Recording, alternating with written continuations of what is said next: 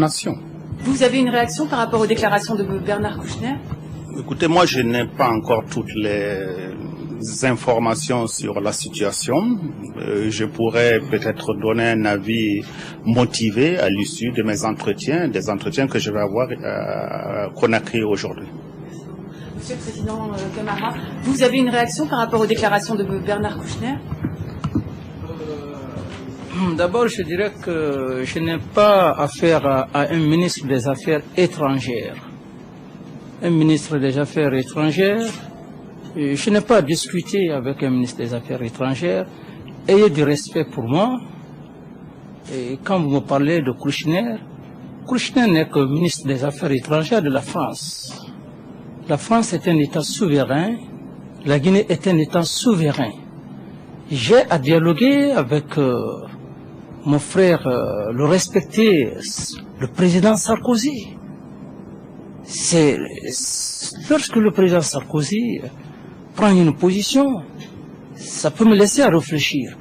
Mais je n'ai pas besoin de répondre à un ministre des Affaires étrangères. La Guinée n'est pas une sous-préfecture, n'est pas un arrondissement de la France, ni d'aucune puissance.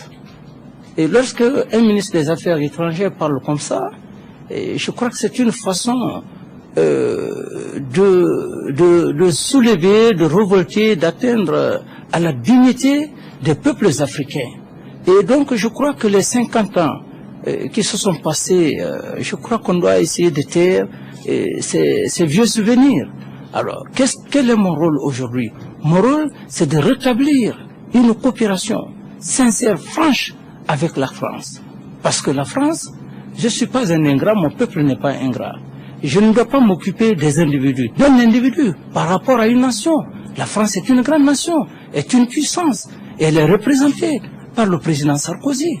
Donc, lorsque vous recevez l'une des plus grandes figures, le président Blaise Compaoré, et tout en lui coupant pour parler d'un ministre des Affaires étrangères, vous fustigez tous les ministres de l'Afrique.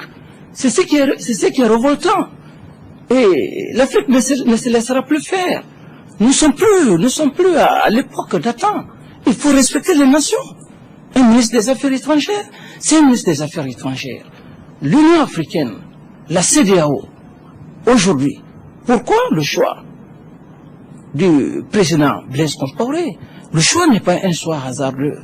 C'est un choix mûr, un choix mérité. Sur le plan de l'expérience, il est aujourd'hui l'une des grandes figures qui, à l'avenir, peut réunir l'Afrique.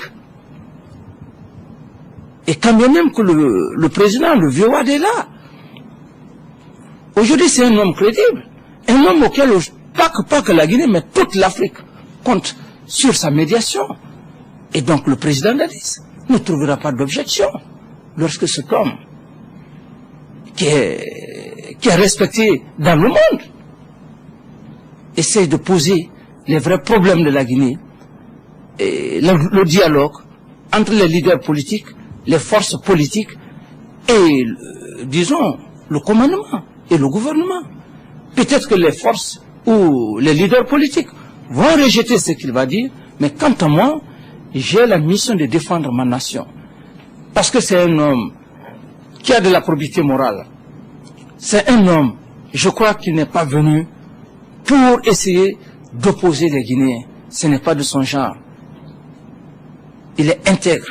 Il est venu pour le dialogue, pour unir les enfants d'un même pays sur une table de réconciliation, pour échanger des idées et aussi essayer en sorte de gérer cette transition vers les élections présidentielles paisibles et acceptées de tous les Guinéens, de toute l'Afrique et de toute la communauté internationale.